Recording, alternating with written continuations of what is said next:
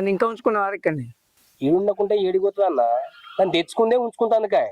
కానీ ఈ మధ్యలోనే అన్న ఎక్స్ట్రాల్ చేస్తుంది, ఇటుడో తిరుగుతుంది, ఫ్రెండ్ని కలిసిన అంటుంది, ఏమేమో చెప్తుంది. డౌట్ వస్తుంది నాకు. అందుకోసమని ఊకున్నానే నేను.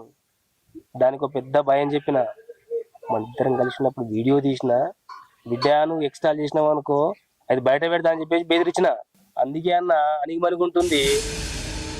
సూపర్ గా నువ్వు ఈ దెబ్బతో రేపు నుంచి బయట తిరుగుడే పని చేస్తుంది అన్న. అన్న ఏమనుకున్నావే, ఇప్పుడు కాలం అంతా ఎట్లుంది దిక్కులే ఉంది. ఇది కాక